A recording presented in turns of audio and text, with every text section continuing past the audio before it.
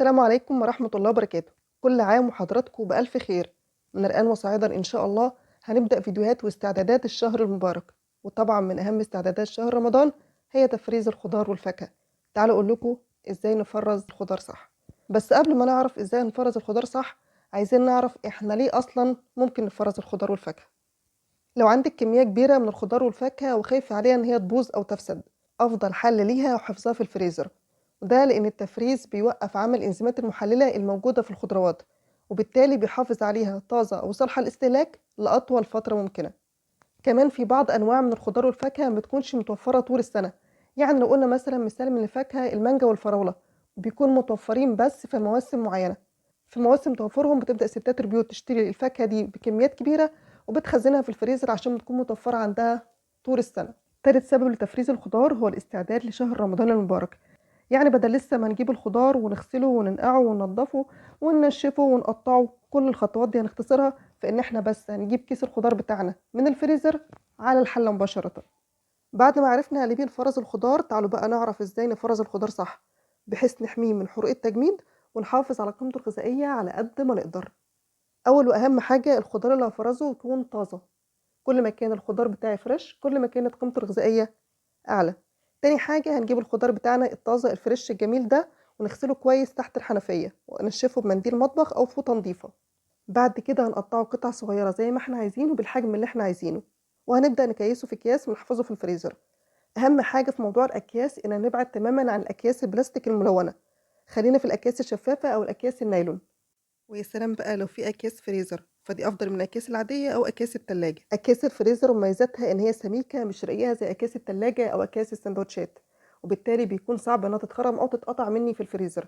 يعني مثلا لو انا مخزنه سوائل زي شوربه او عصير في اكياس تلاجة، وكلنا عارفين ان السوائل لما تتجمد حجمها بيزيد، لو الكيس مفيهوش مساحه للتمدد الكيس عندي هينفجر لو هو كيس خفيف زي اكياس التلاجة.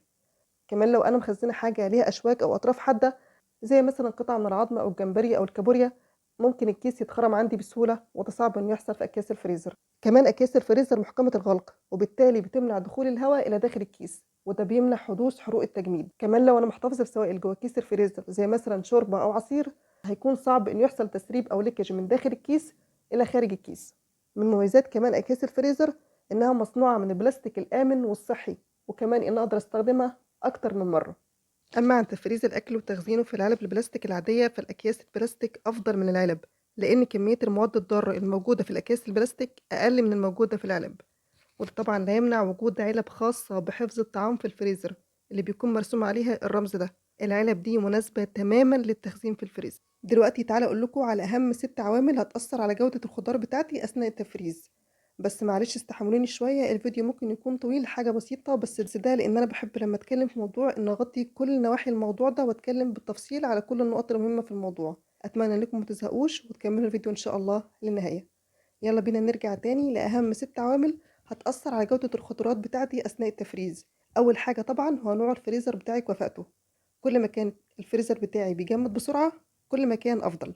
تاني حاجة حالة الفريزر بتاعي، يراعى عدم تجديس الفريزر ان انا اخزن فيه حاجات كتير بحيث ميبقاش فيه مكان لمرور التيارات الهوائية.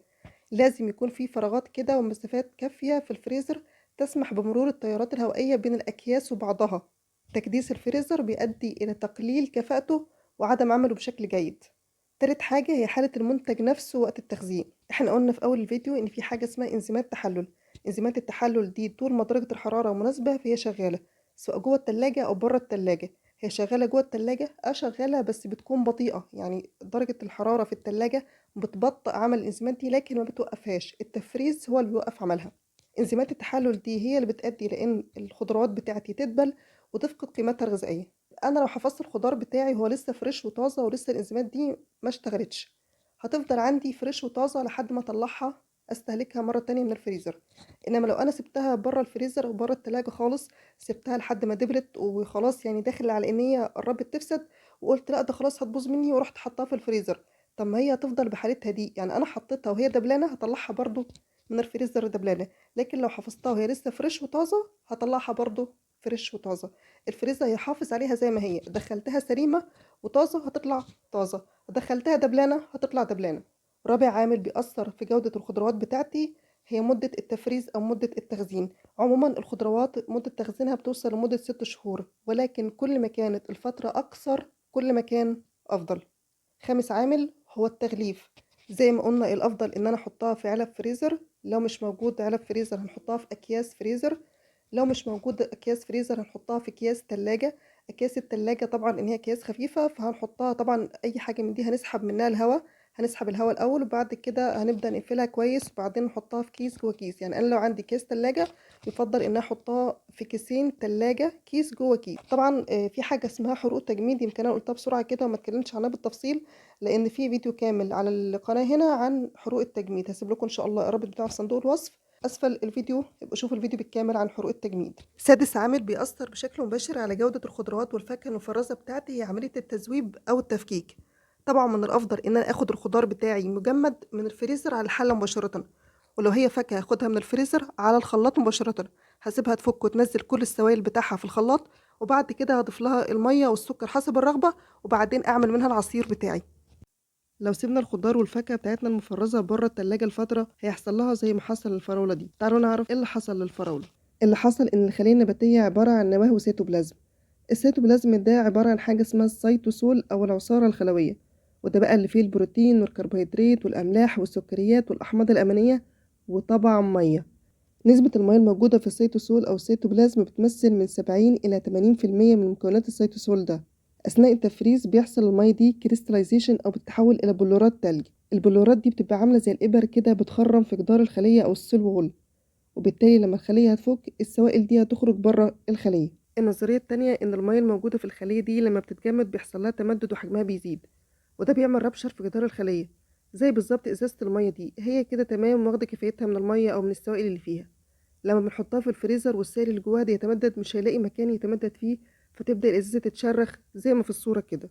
طول ما الخضروات أو الفاكهة بتاعتي في الحالة الصلبة أو الحالة المجمدة أنا مش هلاحظ التغيرات اللي حصلت دي، ولكن بمجرد تذويبها أو تفكيكها وتخلصها من الحالة الصلبة اللي كانت عليها هنبدأ نلاحظ وجود العصارة الخلوية وخروجها إلى خارج الخلية. العصارة الخلوية دي اللي قلنا عليها من شوية إن فيها البروتين والكربوهيدرات والأملاح والسكريات والأحماض الأمينية، يعني هي دي كل القيمة الغذائية بتاعت الخضار أو الفاكهة بتاعتي.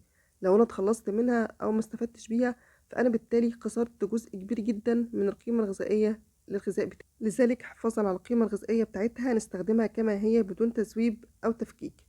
الكلام ده كان عن الخضار والفاكهة.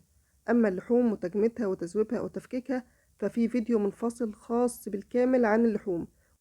آخر نقطة مهمة جدا في موضوع تفريز الخضار والفاكهة، لو أنا هفرز مع الخضار والفاكهة لحوم، لو أنا هفرز في الديب فريزر يبقى فيه درج مخصوص للخضار والفاكهة وفيه درج تاني لوحده للحوم.